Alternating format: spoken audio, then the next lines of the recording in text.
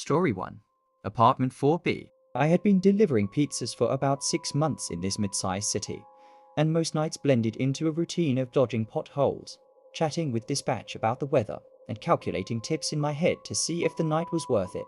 The job paid the bills, but it had its edges, especially on rainy nights when the streets turned into mirrors and every stoplight felt like a trap. That particular Tuesday started no different. Grey skies dumping steady rain by late afternoon. Around 9:30 at night, as the shop wound down with only a few stragglers left, an order pinged on the screen. A large pepperoni pizza loaded with extra cheese, plus a side of garlic knots. So I headed to apartment 4B in an old brick building on the east side of town. The dispatch ABP marked it as a regular customer. Someone who'd placed maybe a dozen orders over the summer. Always straightforward. No special requests. I figured it'd be an easy in and out, so I punched it into my GPS, grabbed the steaming insulated bag from the warm-up, and clocked out for the run. The drive took about 15 minutes through increasingly empty streets, wipers slapping back and forth. I parked in the cracked lot behind the building, the kind of place where chain-link fences sagged and dumpsters overflowed with trash bags. The lobby door buzzed open after I buzzed the intercom. No answer, but it released anyway. A small mercy. I opted for the elevator over the stairs, which always carried that faint whiff of urine from lower floors. It groaned its way up to the 4th level, doors parting to reveal a hallway that hit me with the usual assault. Mildew thick in the air, mixed with the stale bite of old cigarette smoke clinging to the faded wallpaper. Overhead fluorescents hummed and flickered, throwing jittery shadows on the threadbare carpet. Apartment 4B sat at the far end, doorknob crooked on its hinge. As I got closer, I saw it was slightly ajar. Maybe an inch, enough for a cool draft to snake out and tug at my jacket. People leave doors open all the time, I told myself, wiping rain from my sleeve. I knocked solidly on the frame. Pizza delivery for 4B. Got your pepperoni here. Got no response. I waited the standard 20 seconds, shifting the bag to my other hand, then called louder. Hello. It's 20 to 50 even. Still nothing. The rain pattered against a window at the hall's end, amplifying the quiet. Shrugging, I nudged the door open wider with my foot and leaned in, keeping most of my body in the threshold. The apartment unfolded in dim outline, a narrow entry giving way to a living room bathed in the cold blue flicker of a television. An old sitcom droned on, canned laughter bubbling up every few lines, sharp and artificial in the stillness. The air inside felt unnaturally cool, like someone had the window cracked despite the storm, carrying a faint undercurrent of something sour. Spoiled milk, maybe, or unwashed sheets. I stepped fully inside, letting the door ease shut behind me, but not latch. Policy be damned for a quick exit.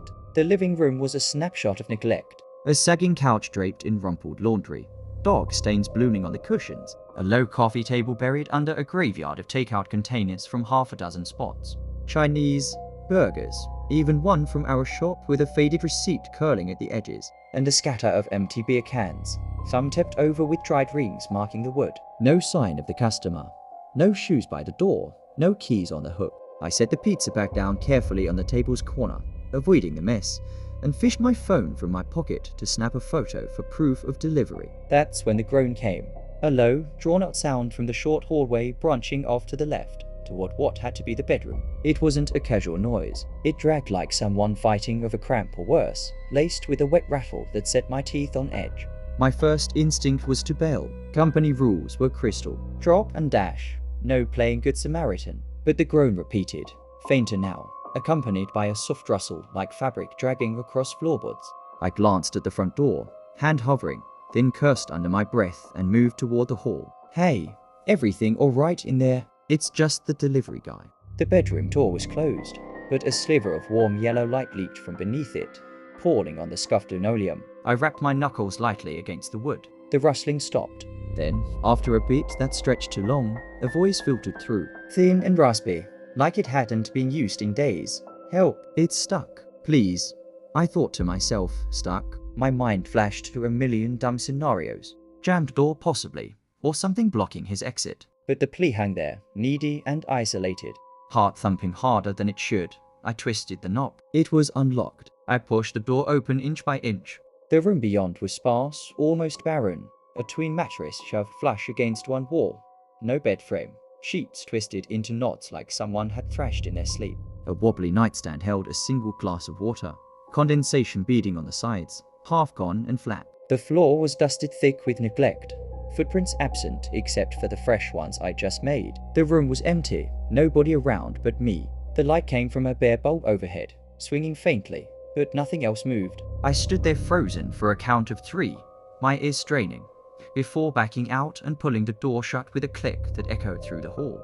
Retreating to the living room, my eyes snagged on the TV. The sitcom had paused mid-scene, frozen on a tight shot of a man's face, mid-50s maybe, with a salesman grin stretched too wide across yellow teeth, eyes bulging unnaturally as if pleading with the camera. It was unpaused. It was looping, the same 5 seconds replaying.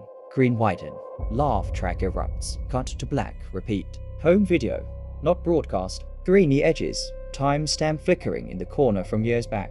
Who leaves their tape player running on something so strange? A chill crawled up my spine, unrelated to the draft.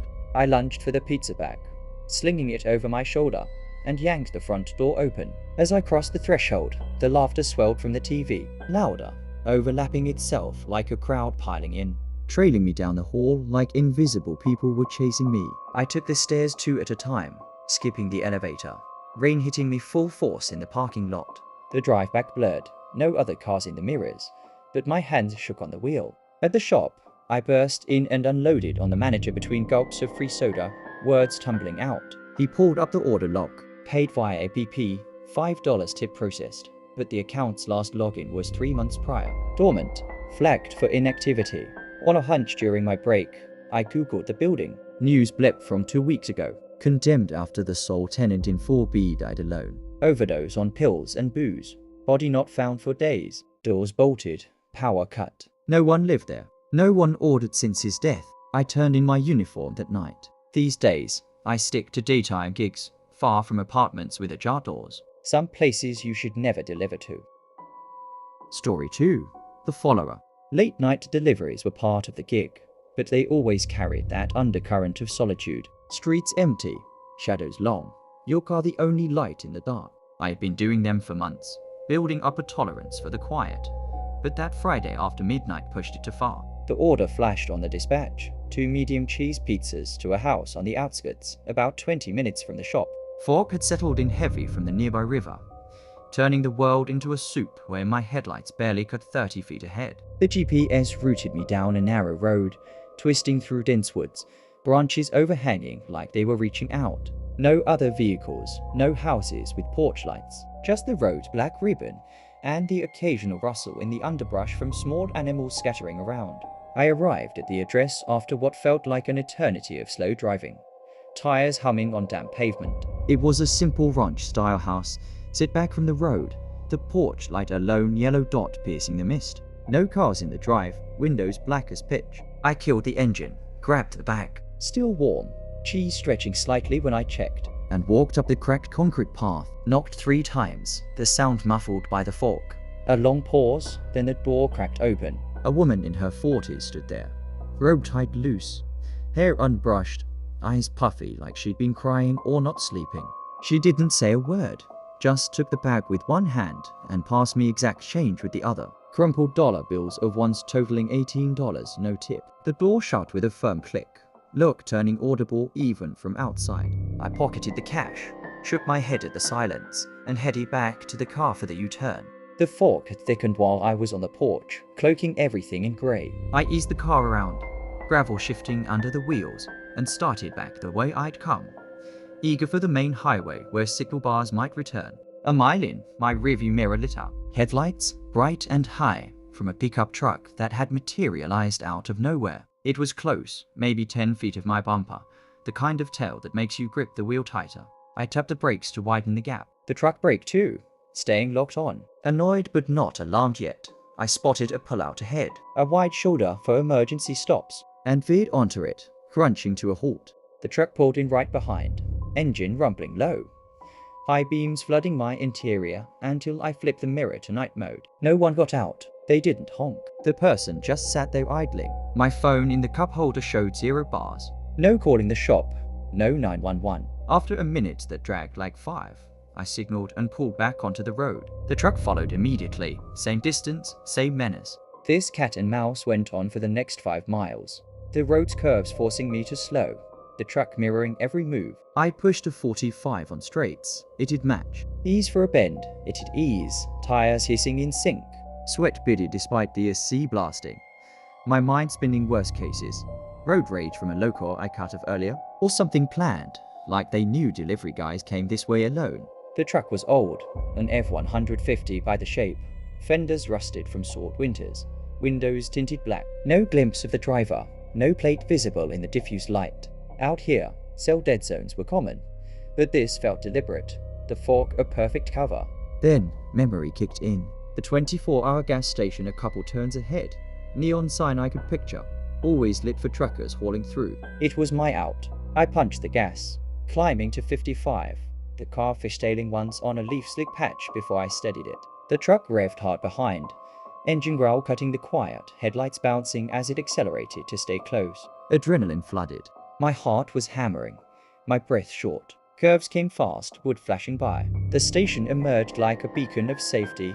Open all night, buzzing red. I whipped into the lot, gravel spraying, skidding to stop by the pumps. Flinging my door open, I sprinted to the store entrance, banging on the glass. Hell, guys following me. Truck, black, right behind. The clerk, a burly guy in his 50s with a faded tattoo on his arm, came out fast, grabbing a flashlight from behind the counter. We stood there, beam sweeping the road. My skid marks fading into mist, but no truck, no taillights, no sound but the river's distant rush. He called it into a state trooper friend while I paced, lighting a cigarette with shaking hands, the first in years. We waited 20 minutes, fork swirling, but we didn't see anything. Finally, I climbed back in the car, locks engaged, and drove the remaining 10 miles to my work at half speed, eyes glued to the mirrors. Thankfully, I saw nothing all the way back. Saturday morning, I was still spooked, couldn't get what happened out of my head. I asked the manager about the address during setup. She pulled it up, the order placed from the woman's husband's phone, but he'd been reported missing 3 days prior. Last seen hiking those same woods. He was never seen again. Cops found his truck Monday, ditched on that stretch. Doors unlocked, keys still inside. And on the dash, a single slice of cold cheese pizza, toppings untouched. I never understood what actually happened that night, or why he targeted me. That's if it was even him. But the strange circumstances surrounding that night still keeps me awake at night. Story 3. The basement order. The shop was unusually quiet that Wednesday evening. The kind of slow where you wipe counters twice and scroll your phone just to kill time. Around 8 o'clock at night, the door chime broke the monotony. An order for an extra large supreme pizza, loaded with everything, to a split-level house on a creepy street. Special instructions popped up. Deliver to the back door, basement entrance, knock twice. No contact number, but it was prepaid through the app with a $10 tip already processed. Decent for a 15-minute drive. My coworker Drew, a lanky 19-year-old who'd started 2 weeks earlier to save for college, jumped on it. Easy money, he said, grabbing the bag and heading out in his beat-up Civic, radio clipped to his belt. 45 minutes passed with no update, which wasn't rare for edge-of-town runs. People take their time. Then his voice came over the static. This place is weird. Back doors buried in the yard. Bushes all overgrown like no one's mowed in months. Knocked twice. No one. But there's music down there, faint, like an old radio with static. The manager, leaning on the counter with a pen between his teeth, waved it off. Leave it on the step.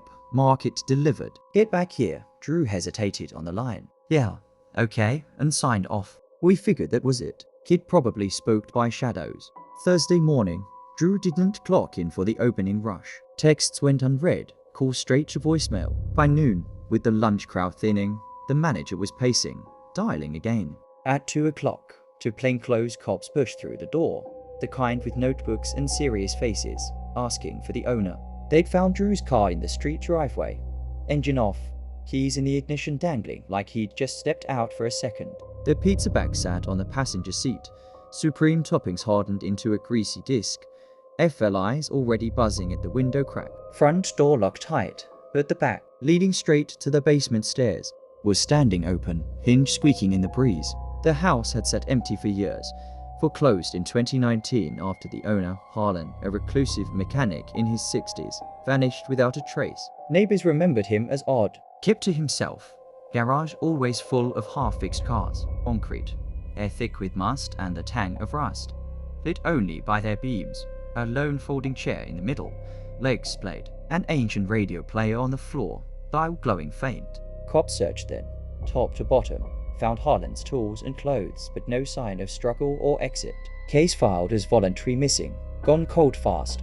This time, they approached cautious, one with hand on holster, the other with a flashlight cutting the gloom. The basement stairs were steep, wood walked from damp, ending at a thick door that swung inward with a push. No lock, no resistance.